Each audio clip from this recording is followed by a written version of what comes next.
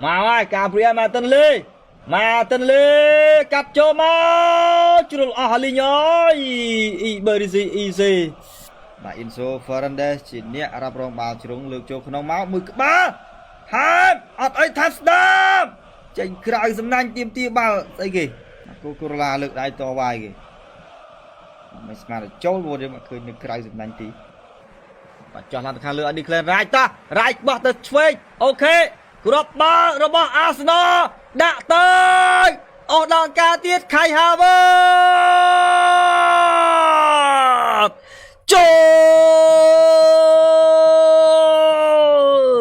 chop sập group ai mùi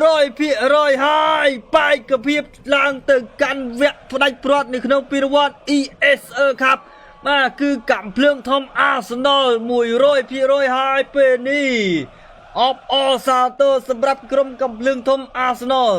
Kai Havertz ជាអ្នកសុទ្ធចូលទីបាទអតីតក្រុមចាស់របស់ខ្លួនបាទ Chelsea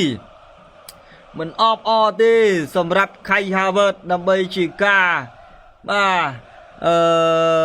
បាទគោរពបាទទៅកាន់ក្រុមចាស់របស់ខ្លួនណាបាទសម្រាប់ Kai Havertz សុទ្ធបញ្ចូលទីក៏ពិតមែនក៏ប៉ុន្តែមិនអបអជាមួយនឹងក្របបាល់របស់គាត់នោះទេបាទ Kai Havertz បាទដូរចូលនៅក្នុងតង់ទី2បាទពេលនេះក្តីសង្ឃឹមរបស់ក្រុមតាវ Q Chelsea ក៏ត្រូវបានរលាយខ្សោះខ្សោយដូចអំបិលត្រូវទឹកហើយណែ Declan Rice អស់លីងបាទសម្លឹងឃើញស្លាប់ខាងឆ្វេងបាទ2នាក់បាទ Kai Havertz ជាមួយនឹង Gabriel Martinelli បាទ Kai Havertz ញាក់មកដាច់ផុតអស់លីងបាទញាក់ចកេះដាច់អ្នកចាំទីហើយក៏ផ្ទះបាទជើងដាំនេះចូលទីបានសម្រេចពី Kai Havertz បាទលោកកញ្ញាកដាសម្រាប់ចិត្តផ្លុំកញ្ចែបញ្ចប់ការប្រកួតជាផ្លូវការទៅហើយដូច្នេះអបអរសាទរសម្រាប់ក្រុមកំភ្លើងធំ Arsenal ដែលនៅតែទទួលបានជ័យជំនះទាំងពីរជើងទៅលើក្រុមបន្តតាវ Q Chelsea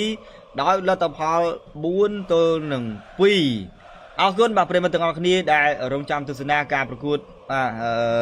បាទការប្រកួតនេះតាមពីដើមរហូតដល់ចប់ហើយក៏សូមខន្តីអធិស្ឋានផងដែរសម្រាប់ការថែរក្សារបស់ខ្ញុំបាទបើសិនបើមានពីពេកលឺលុះខុសឆ្គងបាទខ្វះខាតត្រណាមមិនសមរម្យ